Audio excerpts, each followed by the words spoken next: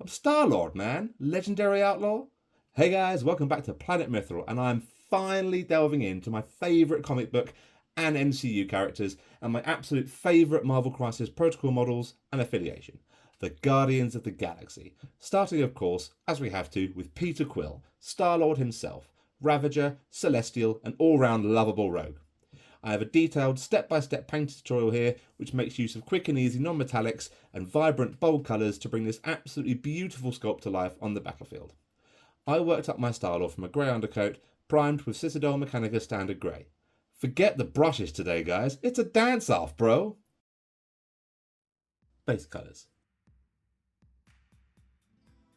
The entirety of Star-Lord's characteristic red coat was given a thorough base coat using Tinderlost Red, applied with multiple coats to make sure I get a smooth finish over the grey undercoat.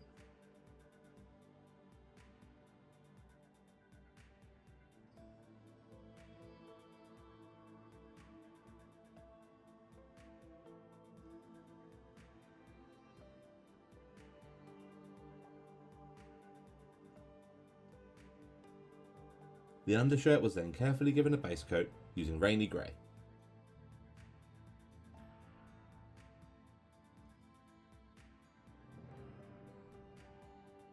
The trousers were given a base coat using a 3:1 ratio mix of Innsmouth Blue and Necro Grey.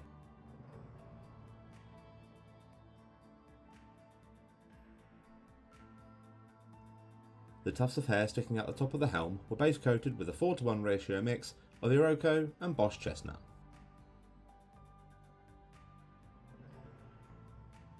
The mask, pistols and any other metals on Star-Lord were given a base coat with a 2:1 ratio mix of Graphene Grey and Black.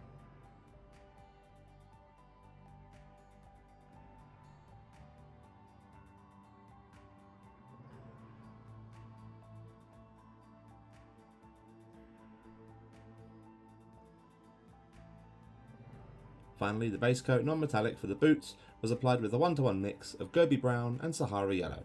Time for a paint-off, bro!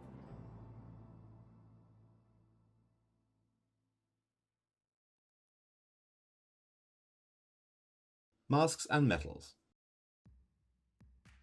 Start slowly working in nacre into the base mix for the mask and metals. Here, I'm just going to be blocking out initially where my lighter reflections of these metals are going to be, using the curves of all the surfaces as my main reference points. As you can see here, I'm using the curve of the blasters and the more prominent lines and outlines of the lenses and mask details. I'm going to be building up the nacre very gradually to try and create as much of a seamless blend as I possibly can here.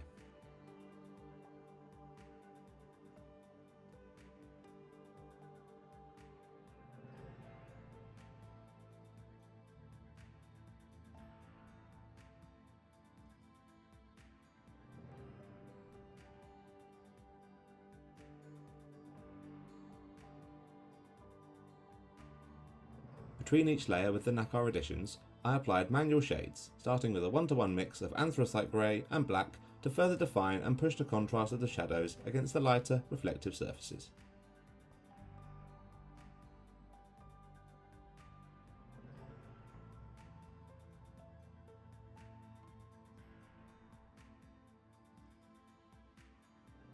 Continue this process of pushing both the lighter reflections and the depth of the shadows by increasing the intensity of both, and trying to be more targeted with each pass until you reach the point where you're using pure nacre. At this stage you should be looking just to define the highest reflective points with tight, controlled lines, giving the impression of light bouncing off the shiny, metallic surface. This whole process will take as long as you want it to, depending on how many build-up layers you've applied.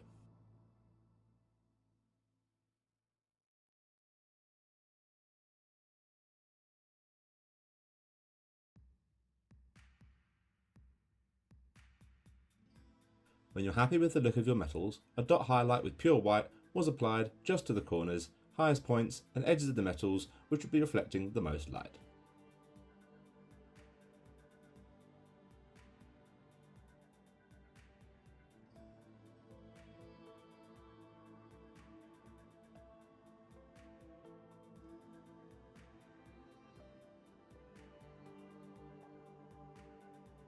The lenses and ends of the blasters now were carefully picked out using deep red.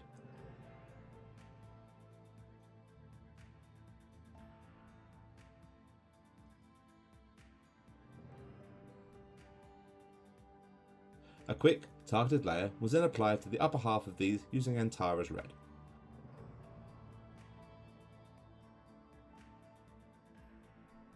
And again, a dot highlight using white was applied just to the very upper part to finish off the lens reflective look.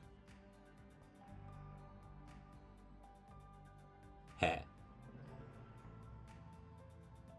The hair was given an initial blocking layer with a 3:1 mix of the base coat colour and high key yellow. I'm simply looking to separate out the larger areas of hair from one another and start building in my shadows here.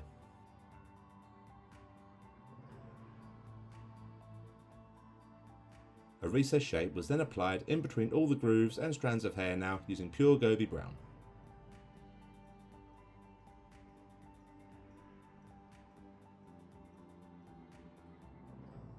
High key yellow was added in small increments over 2 to 3 further layer stages to further define the flow and feel of Star-Lord's hair. Towards the end of the process, focusing more on the outer curls and tips of hair to reinforce the tone and depth. When you're happy with the look of Star-Lord's luscious locks, a dot highlight can then be applied just to the very tips and outer curls of each of the hairs.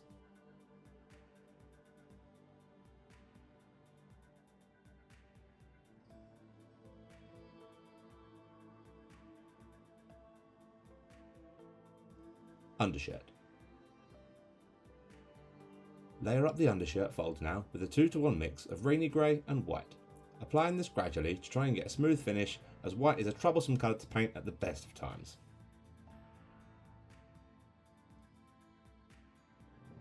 The recesses of the shirt can then be given a shade using a 50-50 mix of rainy grey and graphene grey.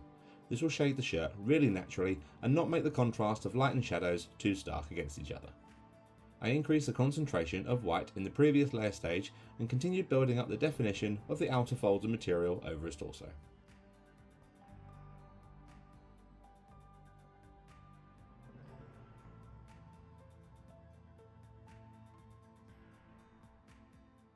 Now I'm happy with how my shirt is looking. An edge highlight was applied to the uppermost edges of material using pure white.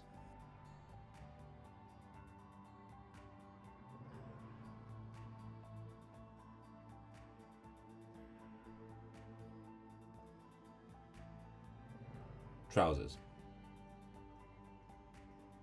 I want a really rich blue for Star-Lord's trousers, which will really pop along with the tones for the gold boots and against the darker tones I'll be using for his coat later on down the line. I applied an initial layer to the trousers now using pure Innsmouth blue, leaving the base mix showing in the recesses and when the material bunches up. The recesses were further defined now by adding a manual shade made up of 4 parts Rylith grey and 1 part black. The Rylith grey will tone the Innsmouth down naturally, and you can add as much black as you want depending on how deep you want these recesses to look.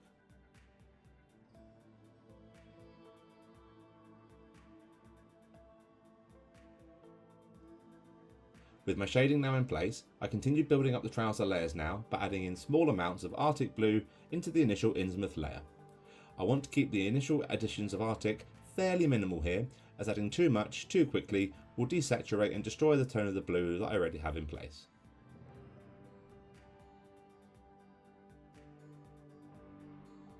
I continued building up the layers by adding Arctic blue in gradual increments until my mix was made up of roughly 3 parts Arctic blue and 1 part Innsmouth blue. This should give you a really natural denim jeans look to these trousers, which is exactly what I want for my portrayal of Star-Lord.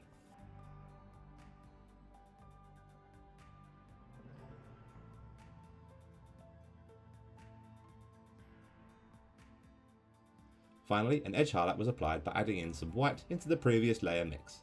You can add as much or little depending on how bright you want this highlight to be, but I'm only looking now to define the stress marks and upper folds of trouser material based on Star-Lord's leg positioning.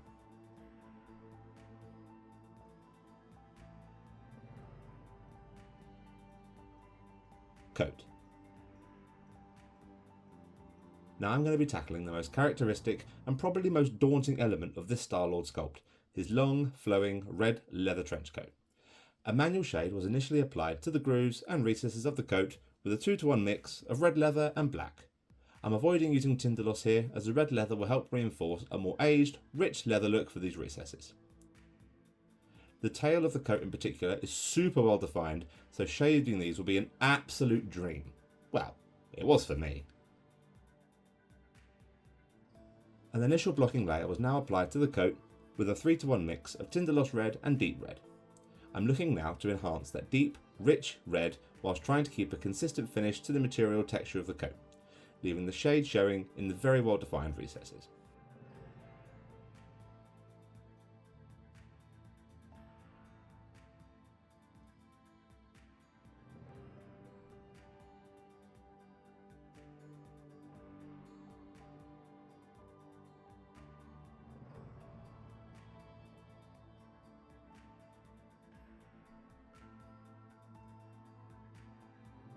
I continued adding deep red into the mix and gradually building up the strength and definition of the coat tones until I reached the layer stage where I'm using pure deep red. As you can see here, the folds and flow of the leather are really well defined, and I've captured as much movement out of the model as I possibly can, keeping my applications as tight and controlled as possible with each subsequent layer.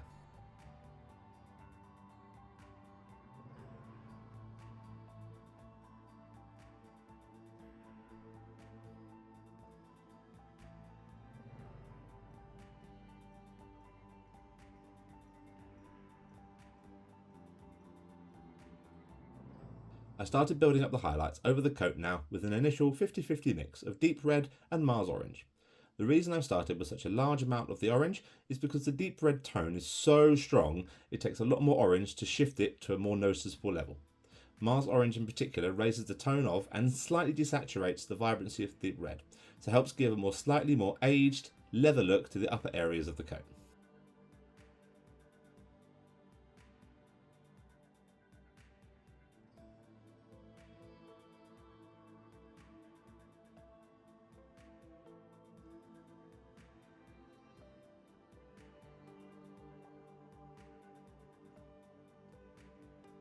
I want to make the edges and upper folds really pop now. For the final edge highlight, I jumped to an application of pure Mars orange. You can keep some of the deep red in if you feel it necessary. If you are jumping quite so bright like I am, just make sure you're only catching the upper and most prominent edges and trim of all the leather. The last thing you want to do here is undo the work and time spent building up the blend to this point.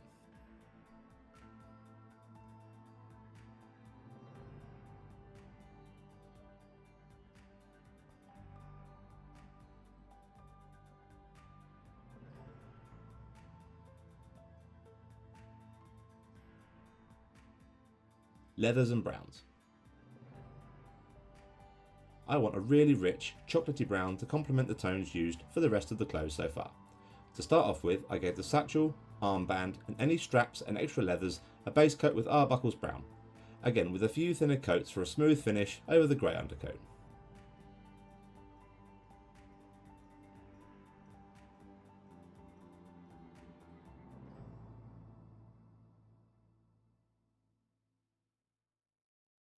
All of the leathers now are given a manual shade with a 1:1 mix of brown leather and black. With the straps and armband in particular, I'm looking at focusing this towards the inner areas of leather and will be focusing more on the edges with the following layer and highlight stages.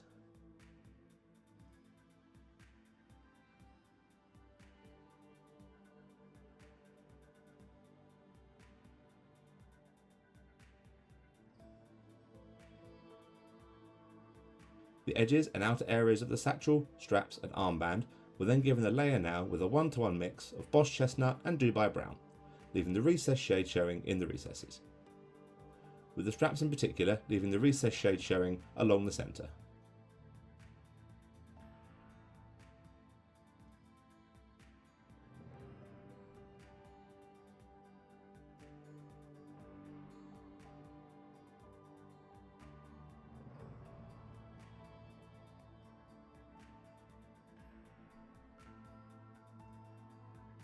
I started building up the highlights now with a 3:1 ratio mix of Dubai brown and high key yellow.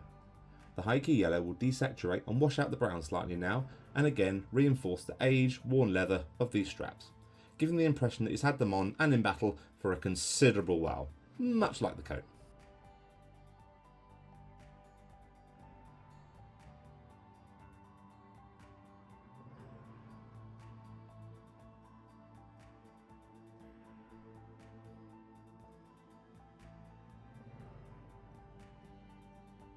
adding more Heike yellow into the mix for the final edge highlight, bringing the tone up as light as you like, depending on how bright and aged you want the edges of the leathers to be.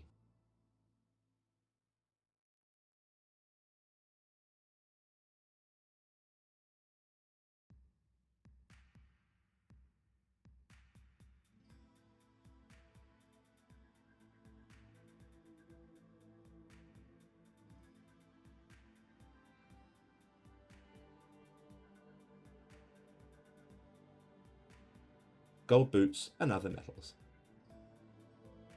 I'm going to be following a similar process to the non-metallic golden boots as I did for the helmet and blasters. However, the more angular shape of the shin guards in particular make layering and shading these areas a lot easier in my opinion. So to start off with, an initial layer was painted in with a 4:1 mix of the base coat boot mix and 10-ear yellow. The contrast of the shadows was further defined by applying a recessed shade with pure Gobi brown. I'm applying this where I haven't already got guideline reflections in place, mainly down the centre of the shins, inner area of the knee guards, and in between the grooves where the plate work meets.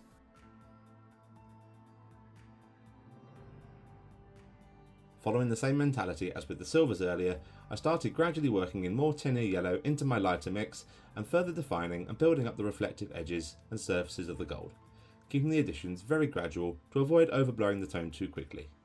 Again, you want as much of a seamless blended transition from shadow to light as you can possibly get here.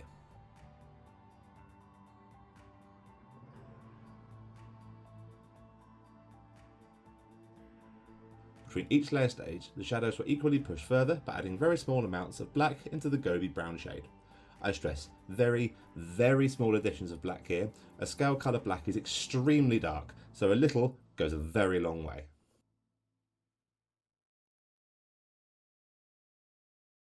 Repeating the process as much as I feel is necessary until I reach the highlight where I'm using pure 10-ear yellow. As with the silvers here, I'm just framing the edges of all the gold and giving them the burnished, reflective look from the light bouncing off the most pronounced edges.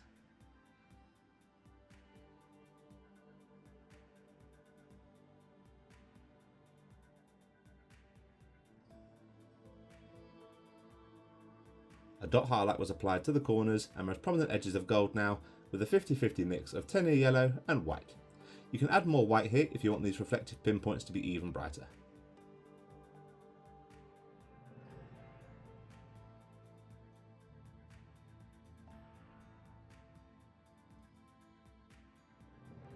The zip, rocket jets, back to the knees and all the buttons and buckles over Star-Lord now were carefully picked out using petroleum grey.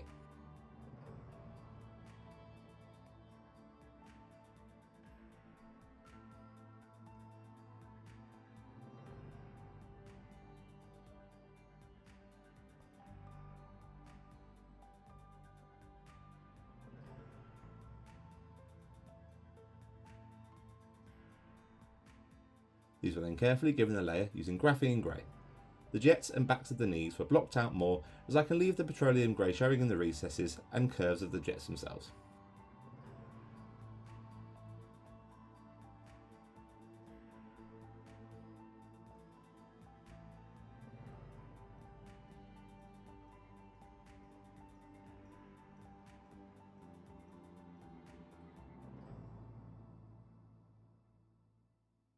A quick targeted dot highlight was then applied to all these using Miskatonic grey.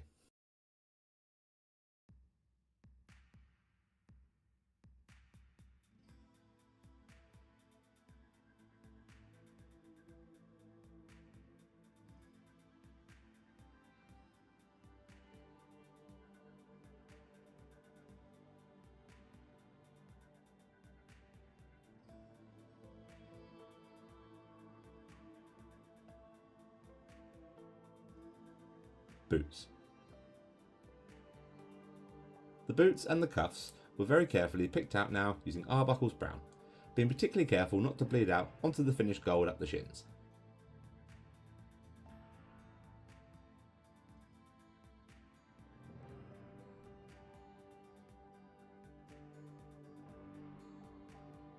These areas were then given a layer with a 1:1 mix of Arbuckle's brown and Bosch chestnut.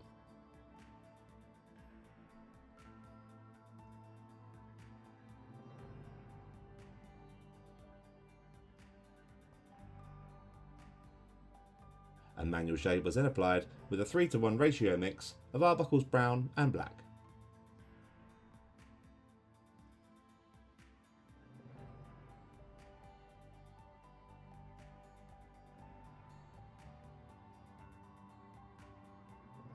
With my shading in place now, I highlighted up these areas by adding walnut into the previous layer mix at a rough 2:1 ratio split. This will help them stand out slightly from the other browns and leathers.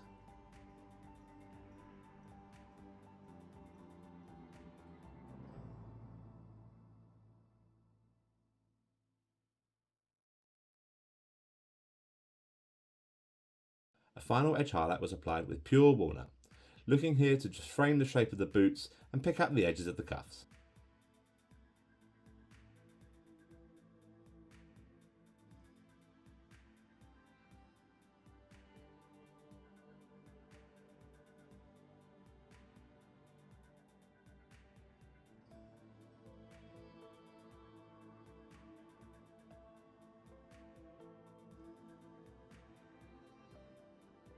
Skin. The hands and fingers were now very carefully picked out using Citadel Bugman's Glow.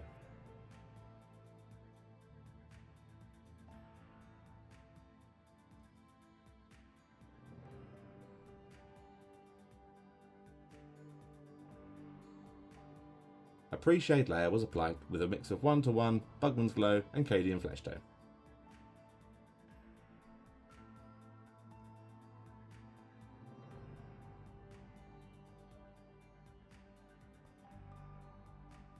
I then applied a diluted shade of Reikland Flesh Shade just to give some depth to the knuckles and separate out the fingers.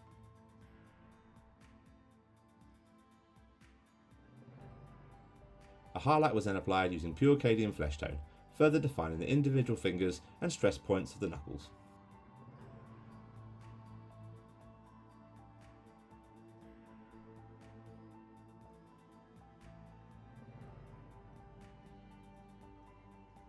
Finally, a dot highlight at the tips of the fingers and uppermost points and knuckles was applied using Kislev Flesh.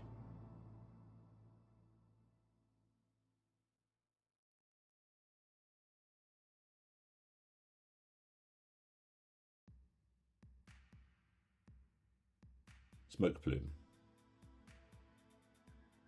The plume of smoke underneath Starlord was given a base coat with a 1:1 mix of graphene grey and rainy grey, making sure to get in all the grooves and recesses for good coverage.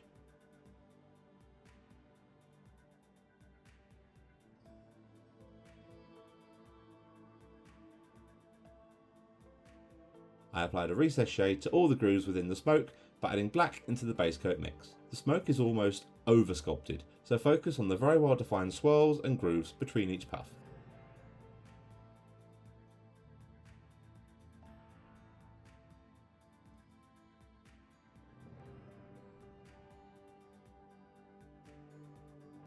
Apply a layer next by slowly adding in Miskatonic Grey into the base coat mix. Now I'm focusing on the more prominent puffs of smoke, leaving the shade in the recesses and the grooves.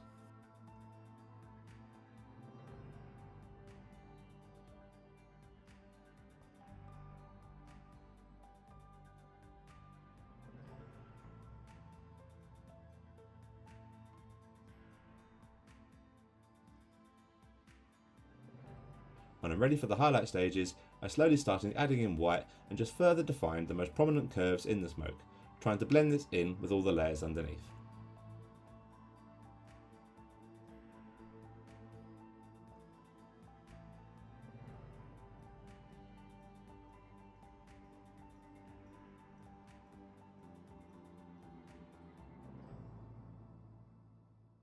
Now I wanted to add an element of fire and rocket blast from Star-Lord's jet boots. To achieve this, I applied a light glaze with some heavily diluted Lilith yellow in and amongst the recesses of the smoke.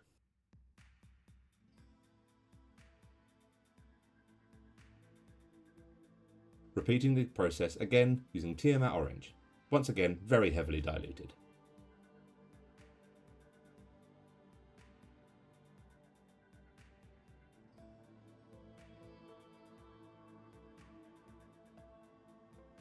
And finally, again with Antara's red, by keeping these all heavily diluted they will blend in with each other and the smoke layers to give a sense of the rocket jets blasting Quill off from within the smoke.